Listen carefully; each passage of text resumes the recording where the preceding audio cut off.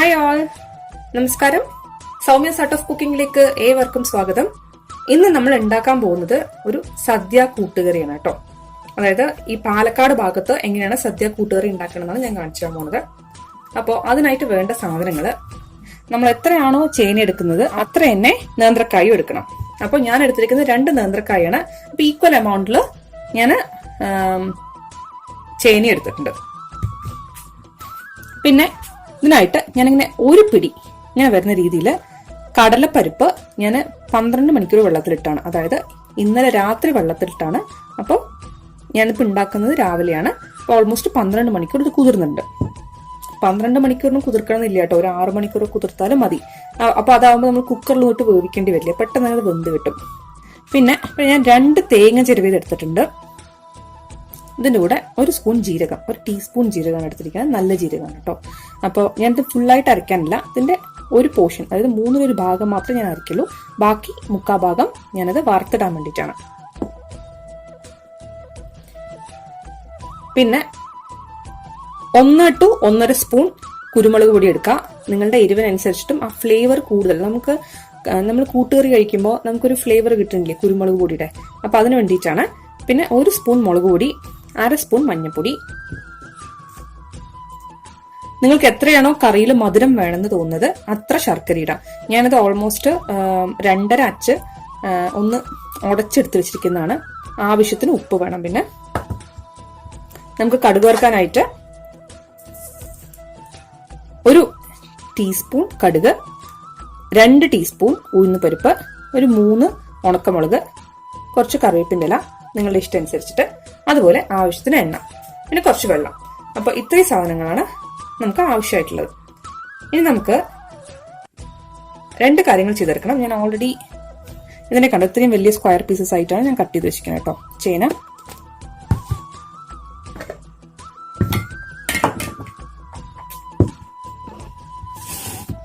നമുക്ക് ഇതൊന്ന് അരച്ചെടുക്കണം. ഞാൻ പറഞ്ഞില്ലേ, ഞാനതിൽ 1/3 ഭാഗം മാത്രമേ അരച്ചെടുക്കുള്ളൂ, ബാക്കി ഞാനതിലേക്ക് വറുത്ത് ചേർക്കാനാണ്.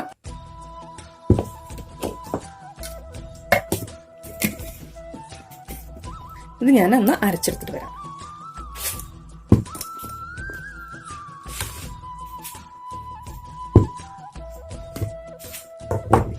ഇത് കണ്ടോ, ഇങ്ങനെ അരയാൻ പാടുള്ളൂ കേട്ടോ. ഇത് കണ്ടോ, ഇങ്ങനെ അരയാൻ പാടുള്ളൂ. ഒരുപാട് ഫൈൻ പേസ്റ്റ് ആയിട്ട് അരയരുത്. ഇൻ ദ മീൻ ടൈം ജീരകമൊക്കെ അരിഞ്ഞിരിക്കുകയും വേണം. അപ്പോൾ ഇങ്ങനെയാണ് നമ്മൾ അരച്ചെടുക്കാം. പിന്നെ ഞാൻ ഒരു കാര്യം പറയാൻ വിട്ടുപോയി കേട്ടോ. ഞാൻ എന്താ ചെയ്തെന്ന് വെച്ചിട്ടുണ്ടെങ്കിൽ, ഞാൻ തേങ്ങ ഒന്ന് ചിരവി എടുത്ത ശേഷം ഇതിനെ മിക്സിലിട്ട് ജസ്റ്റ് ഒന്ന് കറക്കി എടുത്തിട്ടുണ്ട്. ഇതൊന്ന് ഈവണായി കിട്ടാൻ വേണ്ടിയിട്ടാണ്. കാരണം ഞാൻ ചിരവി എടുത്തപ്പോൾ വലിയ വലിയ കതിരായിട്ടാണ് വീണിട്ടുണ്ടായിരുന്നത്. അപ്പോൾ അതൊന്ന് ചെറുതാക്കാൻ വേണ്ടിയിട്ട് ജസ്റ്റ് ഒന്ന് ക്രഷ് ചെയ്തെടുത്തിട്ടുണ്ട്. പക്ഷെ നന്നായിട്ട് അരച്ചിട്ടല്ല എടുത്തിരിക്കുന്നത്, ജസ്റ്റ് 1 സെക്കൻഡ് ഒന്ന് കറക്കി എടുത്തിട്ടുണ്ട് ഞാൻ. അപ്പോൾ ഇതെങ്ങനെ മുറിക്കാന്ന് കാണിച്ചു തരാം. നമുക്കിനി ഇതിന്റെ തൊലി കളഞ്ഞെടുക്കാം ഫസ്റ്റ്.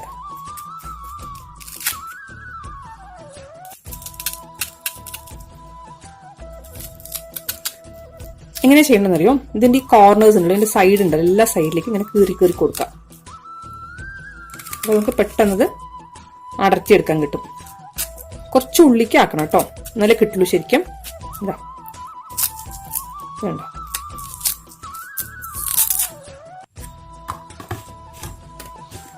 ഈ വാഴക്കയുടെ തൊലി കളയണ്ട. നമുക്കിതുകൊണ്ട് മെഴുക്ക് വരട്ടി ഉണ്ടാക്കാം, പൊടുത്തോൽ ഉണ്ടാക്കാം, തോരൻ ഉണ്ടാക്കാം, അതുപോലെ പലതരം കറികൾ ഉണ്ടാക്കാം കേട്ടോ.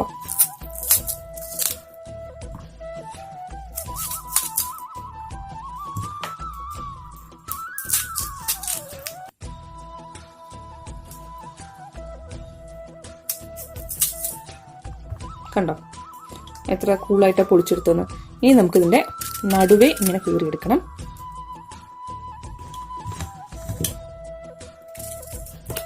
എന്നിട്ട് ഇങ്ങനത്തെ, അതായത് ഇങ്ങനെ ഇത്രയും വലിയ പീസായിട്ടോളൂ, കുഴപ്പമില്ല കേട്ടോ.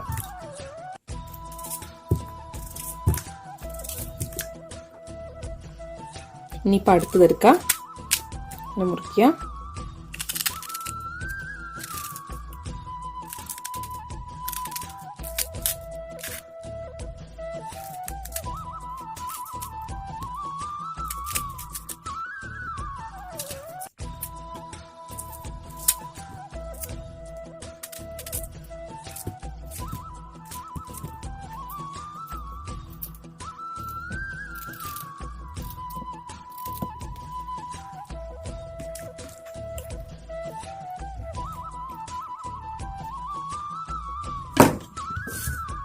നമ്മളിനി ഇതിന് ചെറുതായിട്ട് മുറിച്ചെടുക്കണം നമുക്ക് ഉപ്പേരിക്ക്.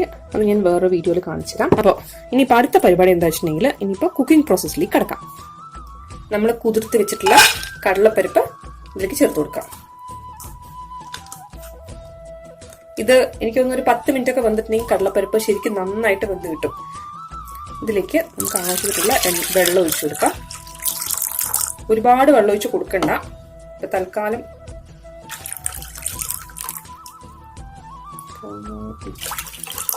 ഇത്രയും വെള്ളം വേണ്ടി വരും. ഇതിലേക്ക് ഞാൻ മഞ്ഞപ്പൊടിയും കൂടി ചേർത്ത് കൊടുത്തിട്ടാണ് വേവാൻ വെക്കുന്നത് കേട്ടോ. മഞ്ഞപ്പൊടി ചേർത്തിട്ടുണ്ടെങ്കിൽ പെട്ടെന്ന് വെന്ത് കിട്ടും. ഉപ്പിപ്പോൾ ചേർക്കണ്ട. വെന്ത ശേഷം മാത്രം ഉപ്പ് ചേർത്താൽ മതി.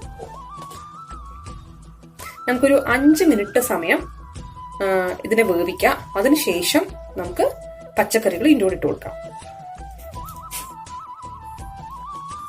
ഞാൻ ഇതൊന്ന് അടച്ചു കൊടുക്കുകയാണ്.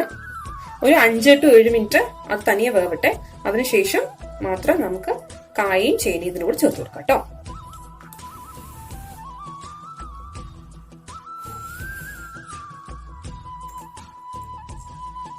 ഇപ്പൊ ഏകദേശം 5 മിനിറ്റായി ഞാനത് വേവിച്ചുകൊണ്ടിരിക്കുന്നു.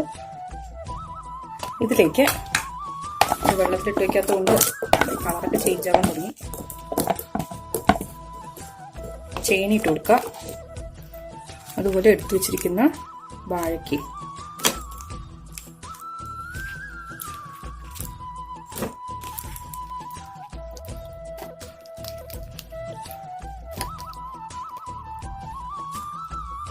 നമുക്കിത് കുറച്ച് ചെറിയ പീസസ് ആയിട്ട് ഉടച്ചെടുക്കണം. അപ്പോ ഇത് അത്യാവശ്യം നന്നായിട്ടൊന്ന് വെന്ത് വരട്ടെ.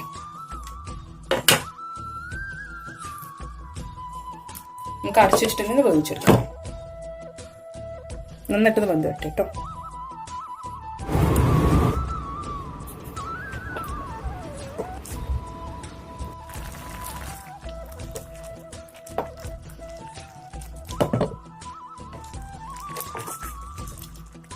ഇപ്പൊ ഞാൻ ജസ്റ്റ് ഈ പരിപ്പൊന്ന് എടുത്തിട്ട് ഒന്ന് ഉടച്ച് നോക്കട്ടെ. ഇത് അത്യാവശ്യം വെന്തിട്ടുണ്ട്.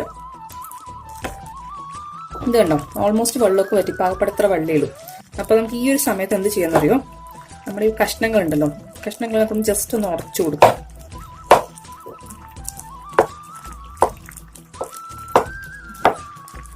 ഒരുപാട് ഉടച്ച് കുഴച്ച് അങ്ങനൊന്നും ചെയ്യരുത്. അപ്പൊ അത്യാവശ്യം നന്നായിട്ടൊന്ന് ഉടച്ചു കൊടുക്കാം. അതായത് ഒരുമാതിരി ചമ്മന്തി പരുവത്തിലല്ല ആക്കേണ്ടത് നമ്മള്.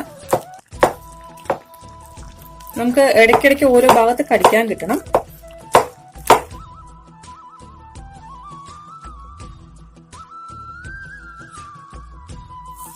ഇത് കണ്ടോ, ഇപ്പൊ ഏകദേശം വെള്ളമൊക്കെ വറ്റിപ്പോ കറക്റ്റായി. കുറച്ച് സ്പീഡ് കൂട്ടണം. കുറച്ച് ഇത് വലിയ വലിയ കഷ്ണങ്ങളായിട്ട് കിടക്കരുത്. ഇത് ചെറിയ ചെറിയ പീസസ് ആയിട്ട് അയക്കണം.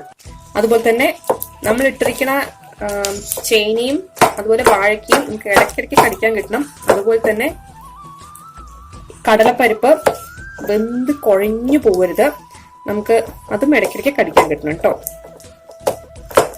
പക്ഷെ എന്നാൽ കടലപ്പരിപ്പ് വെന്തിട്ടും ഉണ്ടാവണം. അപ്പൊ അതാണ് അതിന്റെ കറക്റ്റ് ആയിട്ടുള്ള പാകം.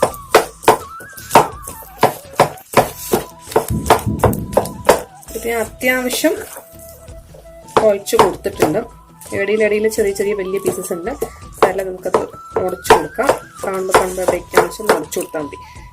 അപ്പം ഇനി അടുത്ത് ചെയ്യുന്ന പരിപാടി എന്താ വെച്ചിട്ടുണ്ടെങ്കിൽ ഈ തേങ്ങ ഉണ്ടല്ലോ, തേങ്ങയിലേക്ക് ഇട്ട് കൊടുക്കാം.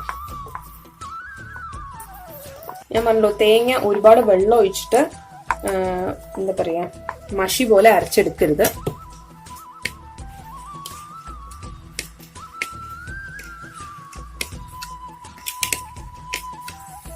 ഞാനിതിലധികം വെള്ളം ചേർക്കാണ്ട് അരച്ചെടുക്കണം കേട്ടോ.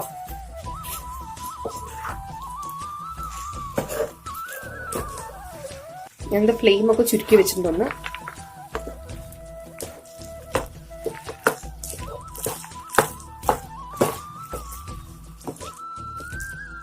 ഇത് ജസ്റ്റ് 2 മിനിറ്റ് ഒന്ന് കുക്കായാൽ മതി. ഞാനിതിൽ ഒരു കാര്യം കംപ്ലീറ്റ് ആയിട്ട് വിട്ടുപോയി. മുളക് പൊടി ചേർക്കാൻ. മുളക് പൊടി ഈ സ്റ്റേജിലല്ല, കുറച്ച് മുമ്പേനെ ചേർത്തിട്ടുണ്ടാവണമായിരുന്നു. അതുപോലെ കുരുമുളക് പൊടി,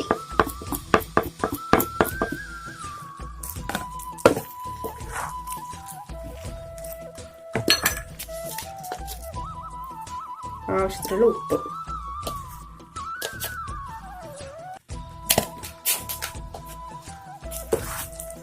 അത് നന്നായിട്ട് ചേർത്ത് യോജിപ്പിക്കുക.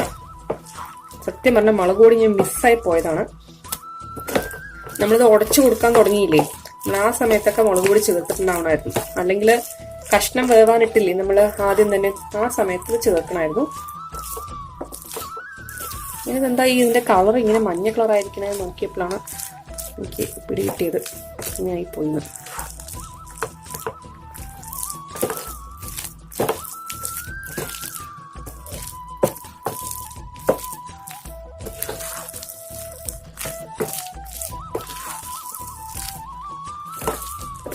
നന്നായിട്ട് ചേർത്ത് യോജിപ്പിക്കുക കേട്ടോ.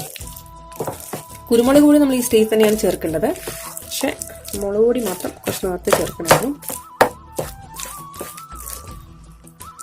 അതിന്റെ ഉപ്പ് മതിയോ എന്ന് നോക്കട്ടെ കേട്ടോ, ഒന്ന് കൺഫേം ചെയ്യട്ടെ.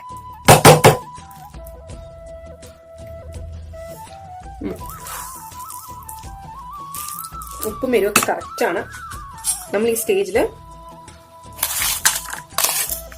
എടുത്തു വെച്ചിരിക്കുന്ന വെള്ളം ചേർത്ത് കൊടുക്കാം, അതായത് ശർക്കര. എന്നിട്ടൊന്ന് നന്നായിട്ട് ഇളക്കി കൊടുക്കാം കേട്ടോ. എനിക്ക് സത്യം പറഞ്ഞാൽ ഈ ശർക്കര അവിടെ കുറച്ച് കടിക്കുന്നത് ഇഷ്ടമാണ്. അതുകൊണ്ടാണ് ഇത്തിരി വലിയ പീസസ് ആയിട്ട് പൊട്ടിച്ചത്. നിങ്ങൾക്കിപ്പോൾ ശർക്കര കടിക്കുന്നത് ഇഷ്ടമല്ല എന്നുണ്ടെങ്കിൽ കുറച്ച് വളരെ ചെറിയ പീസസ് ആക്കി പൊട്ടിച്ചിടാം, അല്ലെങ്കിൽ പൊടിച്ചിടാം, ഇങ്ങനെയാണെങ്കിൽ കുഴപ്പമില്ല. പക്ഷെ എനിക്കിങ്ങനെ ഇടയ്ക്കിടയ്ക്ക് അവിടെ കടിക്കുന്നതാണ് ഇഷ്ടപ്പെടുന്നത്. ഞാനിങ്ങനെ വെക്കാം.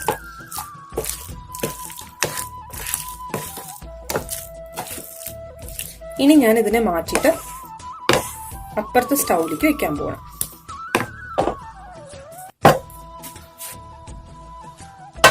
ഞാനൊരു പാൻ വെച്ച് കൊടുത്തിട്ടുണ്ട്. ഇതിലേക്ക് നമ്മളൊരു 2-3 സ്പൂൺ വരുന്ന രീതിയിൽ എണ്ണ വെച്ച് കൊടുക്കാം. കറിയിലൊക്കെ അത്യാവശ്യം നല്ലോണം വെളിച്ചെണ്ണ ഒഴിച്ചില്ലെങ്കിൽ അതിന് ടേസ്റ്റ് ഉണ്ടാവില്ല കേട്ടോ. ഇതിലേക്ക് കടുക് ഇട്ട് കൊടുക്കാം. അറിയാതെ കുറച്ച് ഉള്ളിലിട്ട് വീണാൽ കുഴപ്പമില്ല.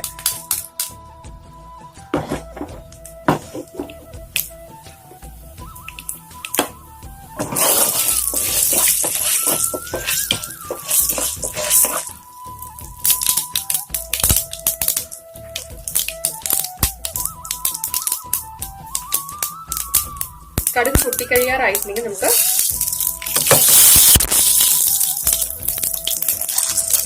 ഉള്ളിപ്പരിപ്പ് ചേർത്ത് കൊടുക്കാം.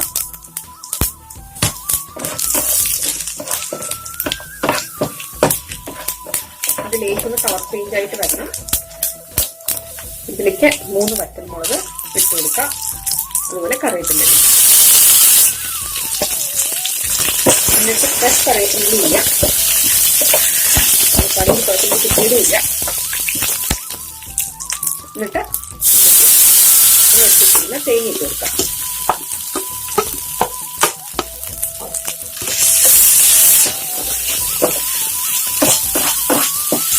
ഇതിന് ചുവക്ക വറുത്തെടുക്കണം.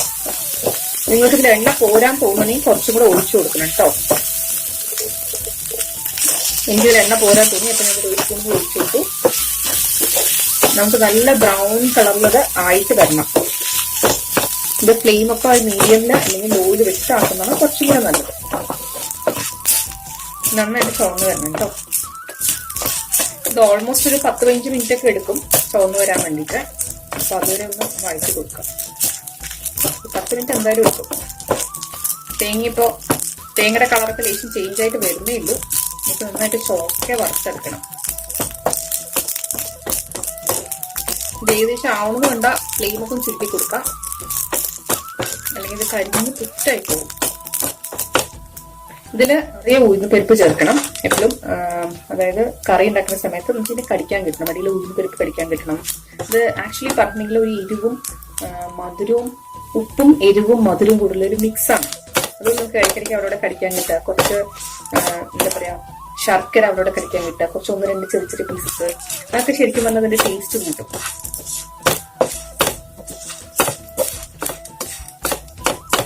അവിടെ കുറച്ച് വൈറ്റ് കളറുണ്ട്, നമുക്ക് അതും കൂടെ ഒന്ന് പോകണം. ഇത് കണ്ടോ, എണ്ണ തെളിയുന്ന കണ്ടോ, കണ്ടോ എണ്ണ കാണാൻ പറ്റുന്നുണ്ടോ നിങ്ങൾക്ക്?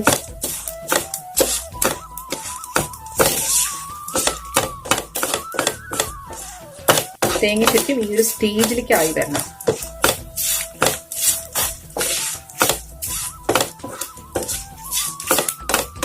ഇതാണ് പാകം കേട്ടോ.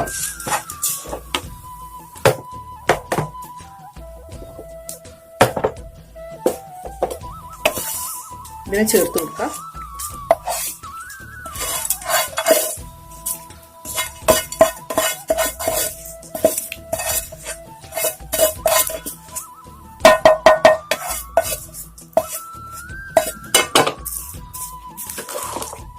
എന്ത് ഫ്ലെയിം ഓഫ് ചെയ്യാൻ മറന്നു, ഫ്ലെയിം ഓഫ് ചെയ്ത് വെക്കണം കേട്ടോ.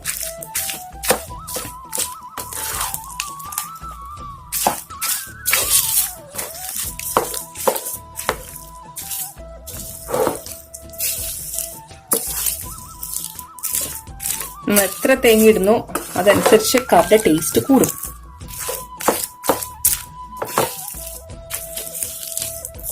പിന്നെ തേങ്ങ മാത്രം ആവും ചെയ്യരുത് കേട്ടോ. നമ്മൾ ഇപ്പോഴത്തേക്കുന്നത് ആക്ച്വലി കറക്റ്റ് ആയിട്ടുള്ള ഒരു മെഷർമെന്റ് ആണ്. ഇപ്പൊ ശരിക്കും തേങ്ങയും ഇതൊക്കെ കറക്റ്റ് ആയിട്ട് വന്നിട്ടുണ്ട്. ഇനി ഇതിപ്പോ ഒന്ന് ആറിക്കഴിഞ്ഞിട്ടുണ്ടെങ്കിൽ ഇത് കറക്റ്റ് ആയിട്ട് എക്സാക്ട്ലി എങ്ങനെയാണോ കറി ഇരിക്കേണ്ടത് അതുപോലെ ആയിക്കോളും.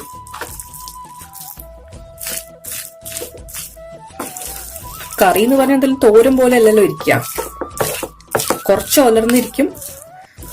പിന്നെ മീൻ ടൈം കുറച്ച് ഒട്ടിപ്പിടിച്ചിരിക്കും, അങ്ങനെയല്ലേ കറി. അപ്പം നമ്മുടെ കൂട്ടുകറി റെഡി. നിങ്ങൾ കുറച്ചും കൂടെ തേങ്ങ ഇടുകയാണെങ്കിൽ കുറച്ചും കൂടെ നന്നായിട്ട് ഉലർന്നിരിക്കും. ശരിക്കും പറഞ്ഞാൽ നിങ്ങൾക്ക് 2 രീതിയിൽ നമുക്ക് കറി ഉണ്ടാക്കാം. അത് ഇത്തിരി ഒട്ടിപ്പിടിച്ച് അത്യാവശ്യം നല്ല കട്ടിയിൽ ഇത്തിരി ഉലർന്നിരിക്കും. അങ്ങനത്തെ ഞാൻ കാണിച്ചു തരാം എങ്ങനെയാണ് ഞാൻ ഉണ്ടാക്കിയത് വരുന്നതെന്ന്. അല്ലെങ്കിൽ വേറൊരു മെത്തേഡിൽ ഉണ്ടാക്കാം. നമ്മളിപ്പോ 2 തേങ്ങയല്ലേ എടുത്തത്, നിങ്ങൾക്ക് വേണമെങ്കിൽ ഒരു 3 തേങ്ങയൊക്കെ എടുത്തിട്ട് ഈ ഒരു ക്വാണ്ടിറ്റിക്ക് കേട്ടോ 3 തേങ്ങയൊക്കെ എടുത്തിട്ട് നിറയെ വറുത്തിടുകയാണെന്നുണ്ടെങ്കിൽ ഇത് ശരിക്കും നന്നായിട്ട് ഉലർന്നു വരും. നമ്മൾ ഈ തോരൻ പരുവത്തില് കാണാൻ പറ്റില്ല, ഇങ്ങനെ എല്ലാം വേറെ സെപ്പറേറ്റ് ആയിട്ട് അതുപോലെ ആയി കിട്ടും. പക്ഷെ എനിക്ക് അത്രയും തേങ്ങ ഇട്ടിട്ട് ചെയ്യുന്നത് എനിക്ക് ഇഷ്ടമല്ല. അതായത് എനിക്ക് ഈ ഒരു മെത്തേഡിൽ ചെയ്യുന്നതാണ് എനിക്കിഷ്ടം. അപ്പൊ നിങ്ങൾ ഏതാണ് സൗകര്യം എന്ന് വെച്ചാൽ അതുപോലെ ചെയ്യാം. ഞാനിത് ലേശം ചൂടാറിയ ശേഷം ഞാൻ ഇതിനൊരു ബൗളിലേക്ക് മാറ്റിയിട്ട് നിങ്ങൾക്ക് കാണിച്ചു തരാം എങ്ങനെയാണ് കേട്ടോ. ഇതാണ് ക്ലോസ് ലുക്ക്.